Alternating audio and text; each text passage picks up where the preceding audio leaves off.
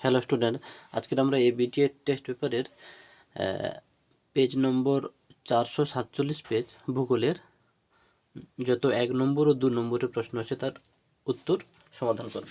দেখো, একদম প্রথম প্রশ্ন দেখো, ভূমিভাগের উচ্চতা বৃদ্ধিকে বলে আরোহণ। তারপরের প্রশ্ন, অনেকগুলি কড়ি একসাথে মিলিত হলে তাকে বলে এরিটি। তারপরে পরের প্রশ্ন, মৌক্তিক মেঘ দেখা যায় স্ট্র্যাটোস্ফিয়ারে। তারপরের প্রশ্ন, বৃষ্টির ছায়া অঞ্চল দেখা যায় পর্বতের অনুবাদ ঢালে।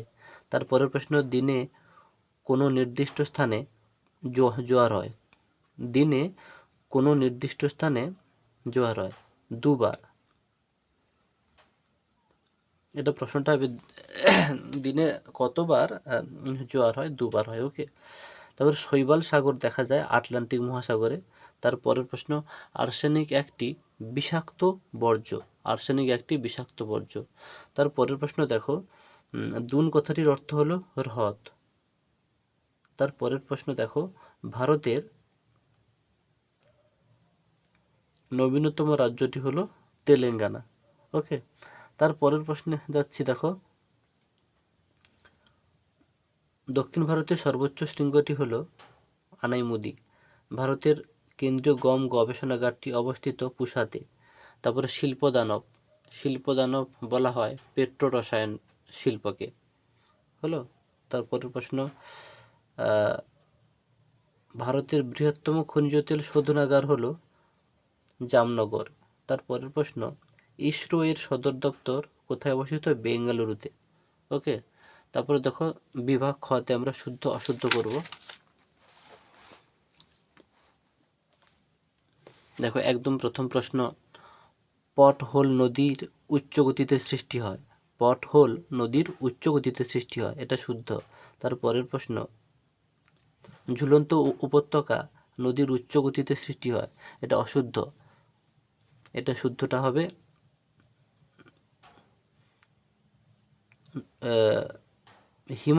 হিমবাহের উচ্চ গতিতে সৃষ্টি হয়। হলো, এখানে লিখে রেখেছি। দেখো, তারপরের প্রশ্ন, চিনুক একটি স্থানীয় বায়ু, এটা শুদ্ধ। তারপরের প্রশ্ন, সরলবর্গীয় অরণ্য দেখা যায় পার্বত্য অঞ্চলে, এটাও শুদ্ধ। তারপরের প্রশ্ন দেখো, গোদাবরীকে দক্ষিণ ভারতের গঙ্গা বলা হয়, এটাও শুদ্ধ। তারপরের প্রশ্ন দেখো, ইনজেকশনের সিরিঞ্জ একটি চিকিৎসা বর্জ্য, এটাও শুদ্ধ। তারপরের প্রশ্ন, উপগ্রহ চিত্রে ফলস কালার ব্যবহৃত হয় না, এটা অশুদ্ধ। এটা হবে হয়। ওকে, উপগ্রহ চিত্রে ফলস কালার ব্যবহৃত হয়। তারপরের প্রশ্ন দেখো, শুদ্ধ অশুদ্ধ করব আমরা। শুদ্ধ অশুদ্ধ, একদম প্রথম প্রশ্ন দেখো, মিয়েন্ডার নামটি এসেছে তুরস্কের ড্যাশ নাম থেকে।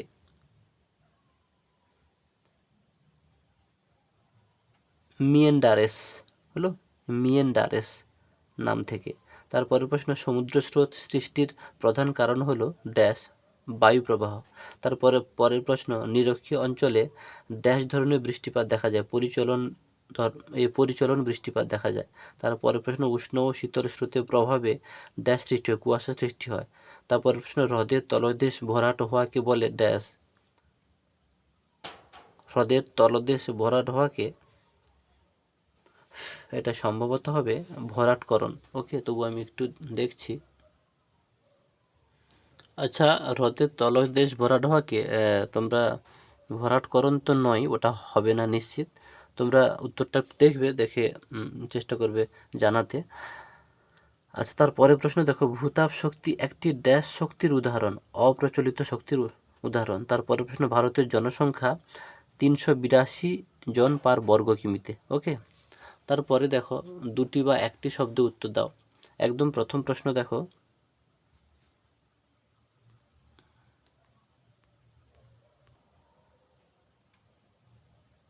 দেখো একদম প্রথম প্রশ্ন, নদীর ষষ্ঠ ঘাতের সূত্রটি কে প্রদান করেছিলেন? এটা কিন্তু হবে ডব্লিউ হপকিন্স। হ্যাঁ, ডব্লিউ হপকিন্স। তারপরের প্রশ্ন, ক্ষুব্ধমণ্ডল বায়ুমণ্ডলের কোন স্তরকে বলে? ক্ষুব্ধমণ্ডল বায়ুমণ্ডলের ট্রপোস্ফিয়ার। ট্রপোস্ফিয়ার। স্তরকে বলে। হলো, তারপরের প্রশ্ন, একটি শীতল স্রোতের নাম ল্যাব্রাডর। তারপরের প্রশ্ন, পাখির পায়ের মতো দেখতে একটি বদ্বীপের নাম। এটা উত্তর হবে মিসিসিপি, মিসৌরি। তারপরের প্রশ্ন, এল নিনো কোন অঞ্চলে দেখা যায়? প্রশান্ত মহাসাগরে। তারপর প্রশ্ন, শ্বাসমূল ও ঠেসমূল কোন উদ্ভিদে দেখা যায়? এটা হবে লবণাম্বু উদ্ভিদে দেখা যায়। তারপরের প্রশ্ন দেখো, তরল সোনা কাকে বলে? তরল সোনা বলে খনিজ তেলকে। তারপরের প্রশ্ন,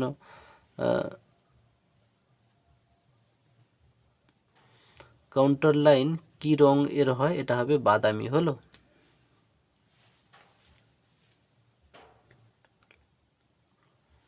কাউন্টার লাইন এটা হচ্ছে বাদামি। আচ্ছা, তারপরের প্রশ্ন দেখো, বাম দিক ও ডান দিক। দেখো, কালো হিরে সোজা লিখবে কয়লা, দুনে সোজা লিখবে উপত্যকা।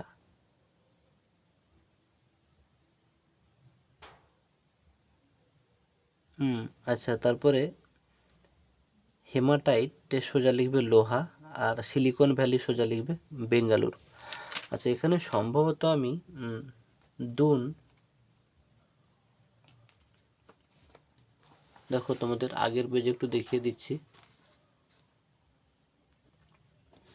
দেখো এই যে এখানে একটা প্রশ্ন তোমাদের একটু মিস্টেক হয়ে গেছে, যে দুন কথাটির অর্থ। দেখো এই যে দুন কথাটির অর্থ তোমরা কিন্তু হ্রদ লিখবে না, এটা ভুল, তোমরা লিখবে উপত্যকা। ওকে, দুন কথাটির অর্থ উপত্যকা। ওকে, চলো আমরা যেখানে করেছিলাম বাম ডান করেছিলাম, তাহলে বুঝতেই পারছো যে দুনে সোজা হবে উপত্যকা। হলো, এবারে দেখো আমরা 2 নম্বরের প্রশ্নগুলো করব খুবই গুরুত্ব দিয়ে। আবহাওয়া বিকার কাকে বলে? দেখো এর উত্তরটা দেখিয়ে দিচ্ছি। দেখো এই যে আবহাওয়া বিকার কাকে বলে, একদম এখান থেকে এত দূর পর্যন্ত লিখে দেবে। ওকে, এখান থেকে এত দূর পর্যন্ত লিখে দেবে। তারপরের প্রশ্নে যাচ্ছি। দেখো অ্যালবেডো কাকে বলে? দেখো উত্তর দেখিয়ে দিচ্ছি, এটাও আগে হয়েছে। দেখো এই যে অ্যালবেডো কাকে বলে, একদম এখান থেকে এই সমন্বয় পর্যন্ত লিখে দেবে। ওকে, তারপরের প্রশ্নে যাচ্ছি। দেখো তারপরের প্রশ্ন দেখো, শিশিরাঙ্ক কাকে বলে? দেখো উত্তরটা দেখিয়ে দিচ্ছি।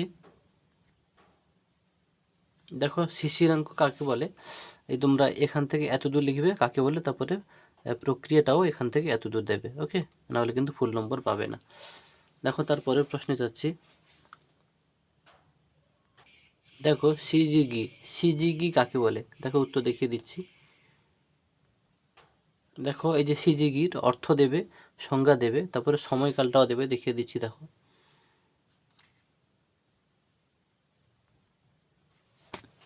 দেখো এই যে সময়কালটাকে পুরোটা দেবে, সংগঠিত হয়ে পর্যন্ত লিখবে।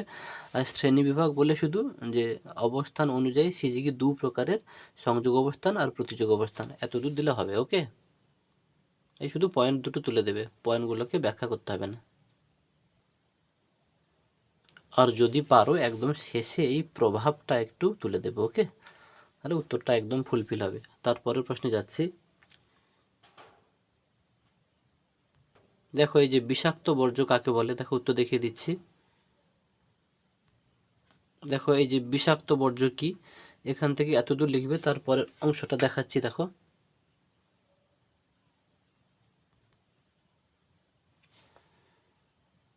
দেখো এই যে এত দূর পর্যন্ত লিখবে। হলো, মানে উদাহরণ দুটো আরও দিলেই চলবে। হলো, ওকে।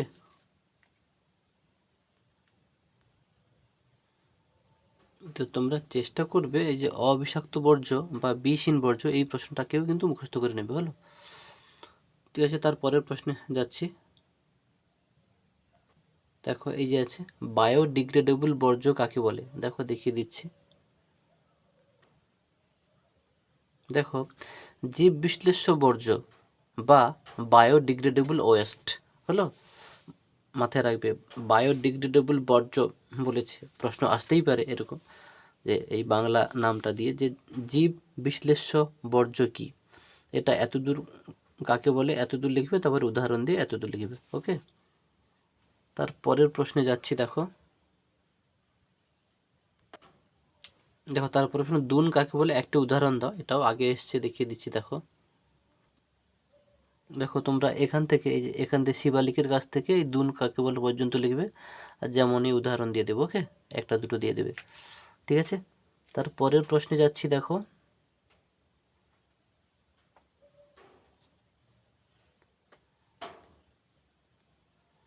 দেখো গঙ্গা নদীর দুটি উপনদী ও দুটি শাখা নদীর নাম লেখো। দেখো আচ্ছা, গঙ্গা দুটি উপনদী লিখে নাও, যমুনা এবং গোমতী হলো। আর আর দুটি শাখা নদী ভাগীরথী এবং পদ্মা লিখে নেবে তোমরা। আচ্ছা, তার পরের প্রশ্নে যাচ্ছি। দেখো সেচকালের সাহায্যে কিভাবে জলসেচ করা হয়। দেখো উত্তরটা দেখিয়ে দিচ্ছি।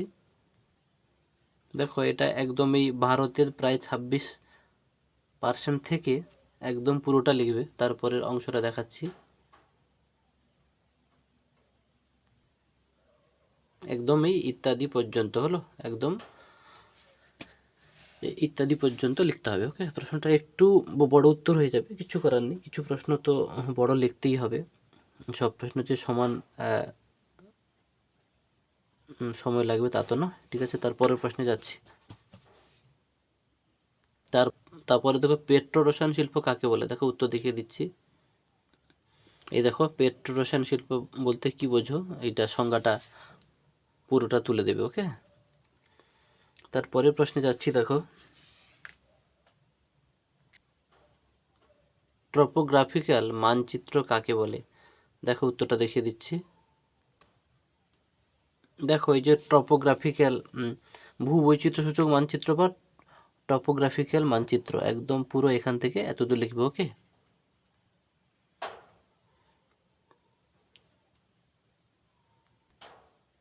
ওকে, মোটামুটি এতদূর পর্যন্ত লিখবে। তার পরের প্রশ্নে যাচ্ছি।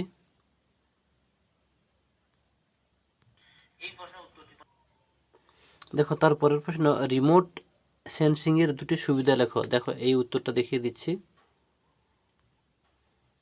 ওকে, দেখো এই যে একটা দুটো তিনটে সুবিধা দিলাম, তোমরা দুটো কি তিনটে, দুটো যেহেতু বলেছে দুটো লিখবে, কিন্তু যদি কোনো কারণে 3 নম্বরের প্রশ্নে আসে তার জন্য তোমরা তিনটে মুখস্থ করে নেবে। ওকে, তাহলে 2 নম্বরের প্রশ্ন এখানে শেষ হলো। আমরা পরের পেজে যাব। তোমাদের বারবার একই কথা বলছি, তোমরা উত্তরগুলো কিন্তু ফেয়ার খাতায় পারলে সুন্দর করে ফ্রেশ করে লিখে নেবে, তাতে পরীক্ষা দিতে যাওয়ার আগে কিন্তু সুন্দর করে দেখে যাওয়ার একটা তোমাদের সুযোগ থাকবে। ওকে, ঠিক আছে, চলো তারপরের পেজে যাচ্ছি। এই পেজটা আপাতত এই পর্যন্ত। ওকে।